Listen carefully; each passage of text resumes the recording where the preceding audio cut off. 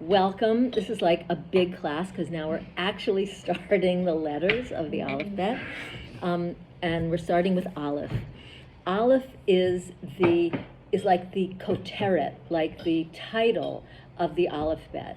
It is it's the vision of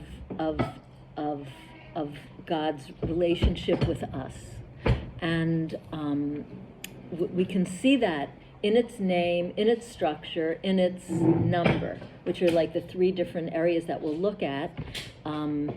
So, a question: how do we pronounce Aleph?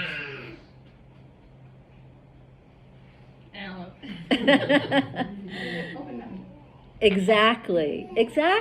Now, isn't that amazing? Like, the first letter of the Aleph Beit doesn't even have a pronunciation. All you do is just open your mouth, and what comes out? The vowel. Whatever vowel is riding along with the letter is what we actually say. So this is, it's kind of confusing until you listen to what the Midrash Talpiot says. The Midrash Talpiot is a collection of midrashim from, it was compiled by Rabbi Eliyahu HaKohen of Izmir, Turkey, in the early 1700s. And what he said was that, and this is really interesting, each letter of the Aleph Beit is like a body. It's like a vessel. And the vowel that goes with it is like the soul of the letter. So just like you, like I look at you, Karen, and I see your body. I don't see your soul. So it's also with the letters of the Aleph Beit. We see the letter and the vowel, although they did come along later, I think in Tiberia in 1,000 years. There's a very charming right, sculpture. Exactly. On the Midrash, the one furthest north, going down to the east, going down to the sea. Right. Nikud, it's very right. It's like really go down there sometimes. It's like on the like potatoes that goes down the furthest north one was closest to. Yeah. Right. But in the Torah itself, there are no nikudot, and it's just we know through tradition we know how it's how it has come down to us. So we have the body, which is the letter, and the soul, which is the vowel, which is animating the letter. So Aleph, it's very interesting. Aleph, because it has no sound, is like a very clear vessel. Like all the other letters constrict the vowel in some way, with our lips, with our tongue, with our teeth, we constrict the soul of the letter. But Aleph doesn't. Aleph just is like this open, clear, transparent vessel that holds the light of its soul. So I think that's extremely interesting, and we'll see this unfolding through the letter itself. So first we want to look at the name of this letter that you see in the middle of the circle. So the name is Aleph, and it's spelled Aleph Lamed He. So first a little information about the name of this letter.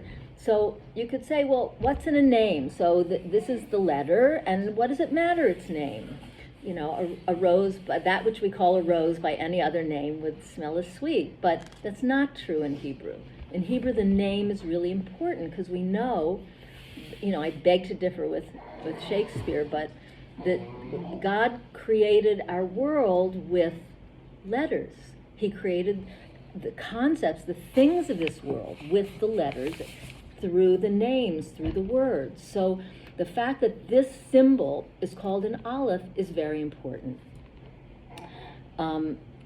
Also, I want to say that you can see at the top, this is how Aleph is spelled out. Each of the names of the letters are created with the letter that you're talking about first, and then there is what's called the milui, how it's filled out, like the milui of an apple pie. So it's how this name is filled out. And so these letters are also important. the lamed, which has to do with teaching and learning, and the pei, which has to do with speech and expression. So we'll see also these ideas kind of floating around as we're discussing Aleph. So, and also that the vowels or the prefixes or the suffixes, I mean, you all know Hebrew, so you know that the vowels and the suffixes and prefixes change and tweak the meanings of the root of the Aleph. So we're going to find what is the root of this Aleph Lamed Pei, and then we'll see how adding specific vowels or prefixes, suffixes change it a bit. So, the meanings, and how do we know what are the meanings of these words? From the Torah. We look in the Torah, and depending on its context, the Chachamim have described what are the specific meanings of these words based on the context in the Torah. So that's what we're working from. So there's a number of different psukim from Tanakh that describe the Aleph in these different ways. And I'm going to read you what are the different meanings. So first of all, Aleph Lamed Pei has to do with champion, chief, lord, prince, master. It has to do with the chosen one. It has to do with friend, like an intimate friend, close friend. It has to do with teaching and learning. It has to do with guiding. It has to do with oxen also. And it has to do with thousand. It's the word for thousand. And so all of these meanings we find in different psukim in Tanakh, whether it's in Chumash or in Nevi'im or Ketuvim.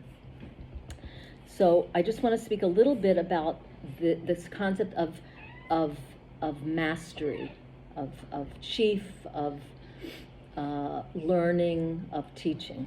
So there's and this is what we're going to be coming back to this section from Talmud a number of times throughout all the letters. So it's an important one.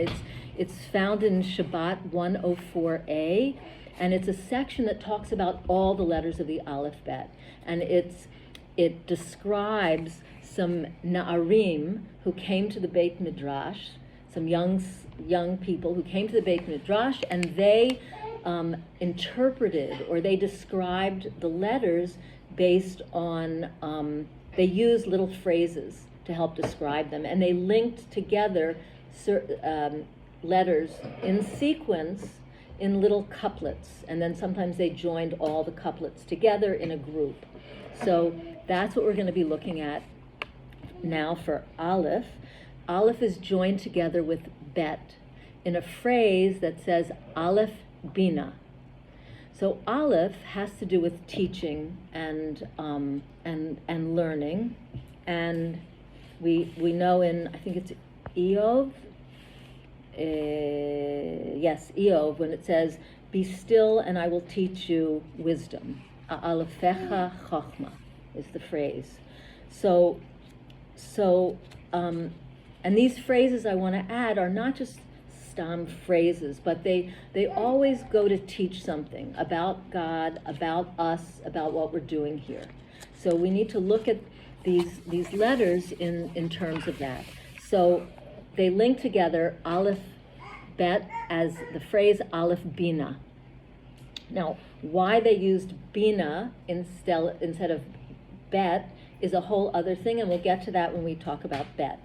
But the phrase is, we will learn understanding, teach understanding. The idea being to not just learn something here, but by teaching it, it comes in. It has to go in here in order to bring it out.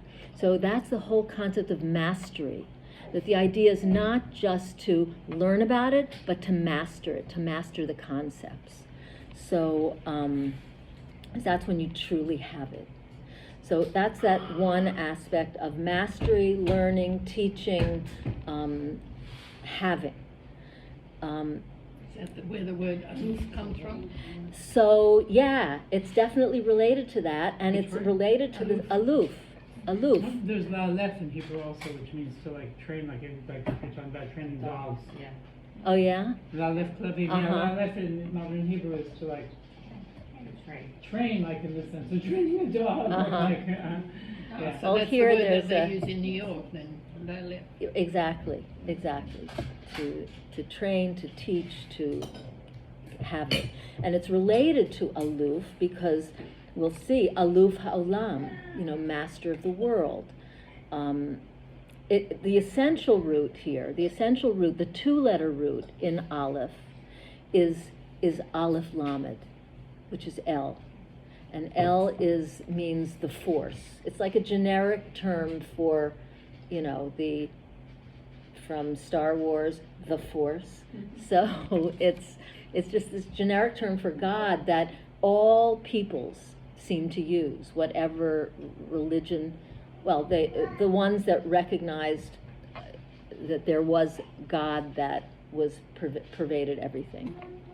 But I'm not getting into that. But so El expands into exactly what Karen said, into Aluf. The champion, the chief, the lord, and alufim is officers.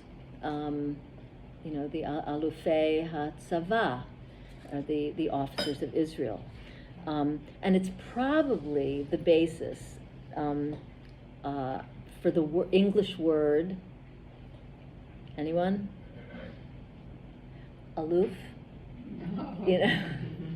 Okay. Yeah. One of a very fascinating book is Isaac Moseson's The Word, where he looks at all so many words in English, he traces them back to roots in Hebrew, and it's a fascinating.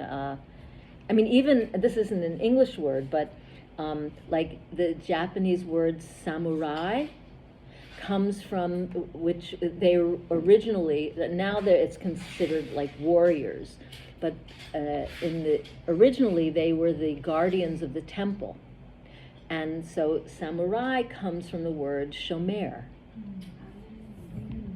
So it's fascinating how with Migdal Bavel how everything split off from Hebrew.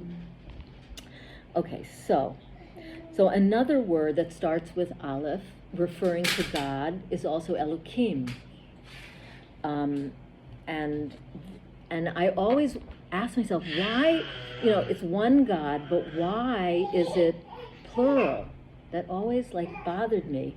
But the concept is that El is the one God who gathers together all the forces of the world. Elohim is the one who is in control and in command of all the forces of nature. He created them. He gathers together into one hand. And Elohim is also the aspect of God that rules the world, that judges the world, that created the laws of nature with cause and effect and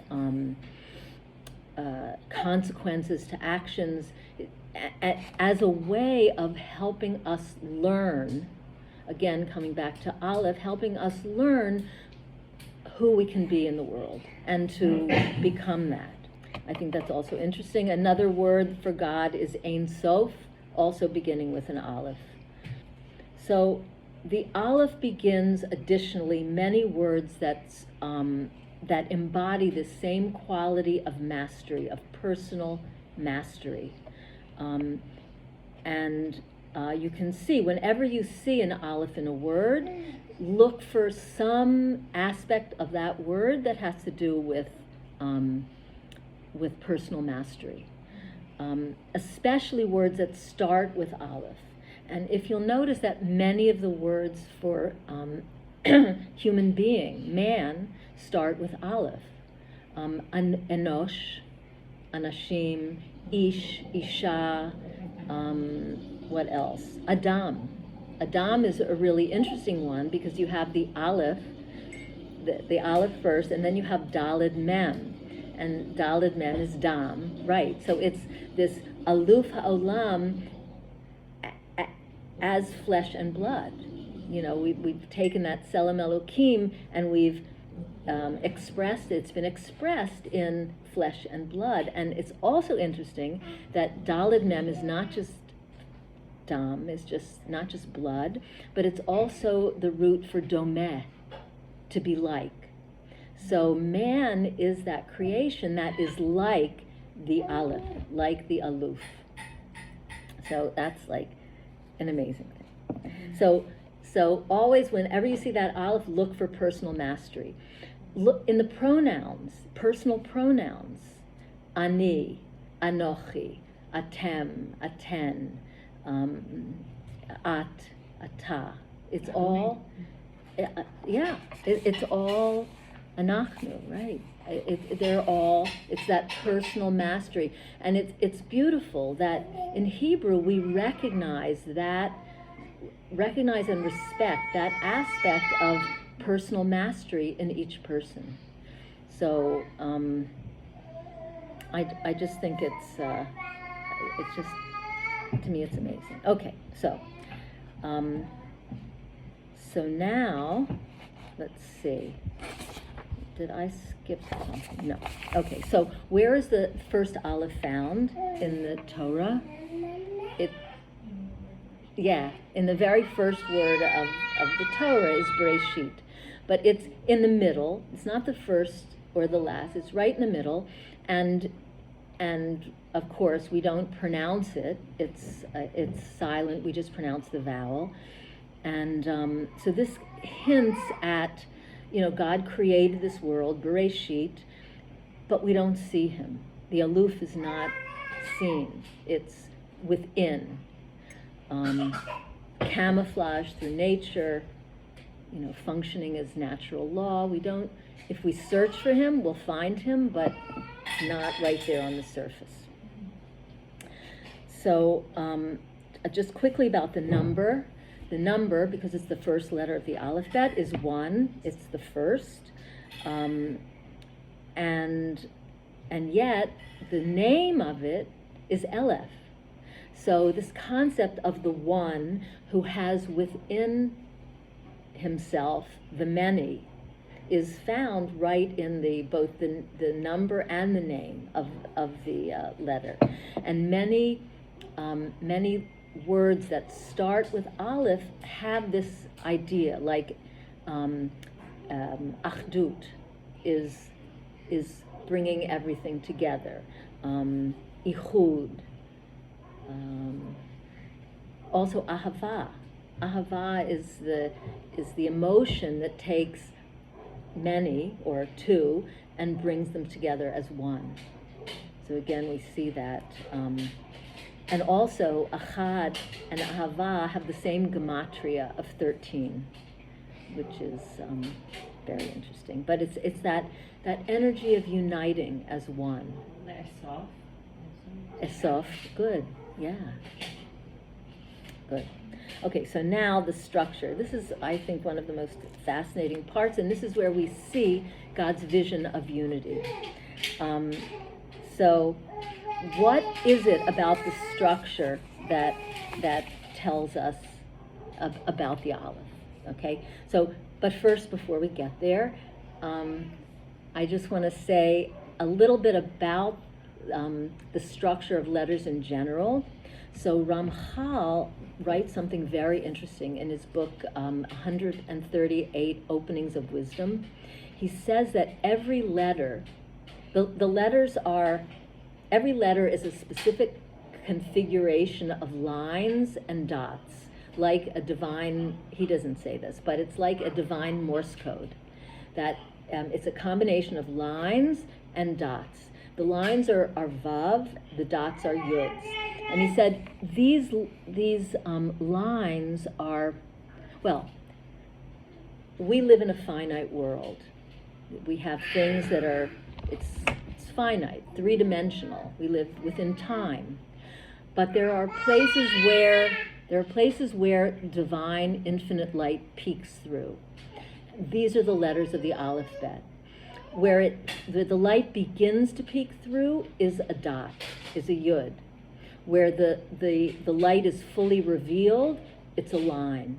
So with the letters of the Aleph Beit, every letter starts with a yud, where the light is coming through, and ends with a yud, where it's going back out into the Ein Sof, into the Or Ein Sof. And then the lines are where the light is fully revealed. That's what we see.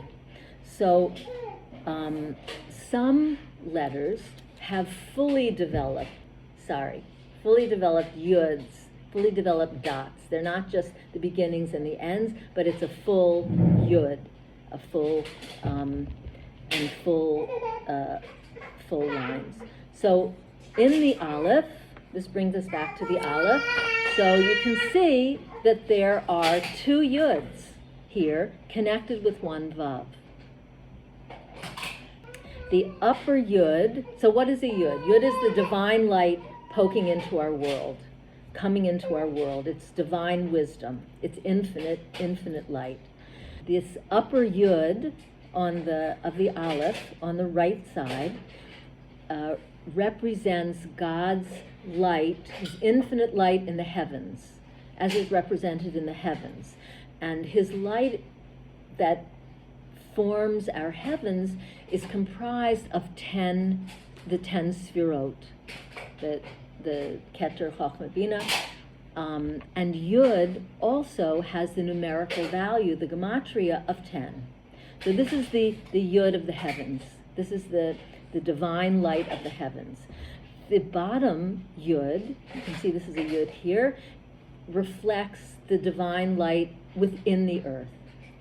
This is the light that animates us, that animates all of creation. So, and the Vav is about the connection between the two.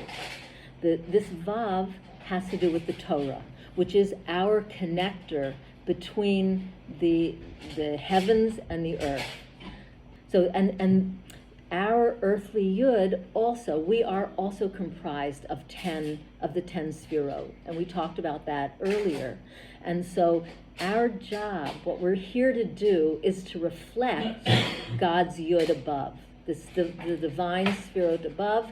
We're here to reflect them in this world. And this is, when we can do that, we build the Tselem Elokim. We know that man was created as a Tselem Elokim, but it's actually in potential only. We have that potential to reveal this Tselem Elokim out in the world. We do that when we bring light to each of our 10 sfirot, the Yud, our Yud of this Aleph, when we can reveal that in the world. And it's also us connecting with Hashem. That's the Vav. Vav actually means hook. So it's a word that means connection. And almost all of the letters of the Aleph Beit are formed with lines, with Vavs. So connection is built into, it's woven into the fabric of who we are and what we're doing here. But also, it's also very interesting that Aleph is one letter comprised of two Yuds, and the Vav is a divider. Just like a horizon unites heaven, the sky, and the water, so it also divides between them. So the Vav maintains our difference. Like Hashem, we were originally, before there was creation, we were part of Hashem. We were totally one with Hashem. But for some reason, he chose to create us, now there's Hashem and there's us, and he doesn't want us to be enmeshed, like an enmeshed relationship, where in an enmeshed relationship, one or both of the people in the relationship lose their own identity. So he doesn't want that. He wants us to be two distinct entities that come together in relationship. Each letter of the Aleph Bet has a little kotz on it. The kotz is like a thorn, and it like punctures what's above it. And so each letter is actually punctured up into the higher spiritual world. So each letter will start with drawing a little cuts down, and then you go into the letter itself. Okay? Some letters have big fancy tzionim, which are like these plumes, crowns, they're also called. But Aleph is not one of them. So that is what I have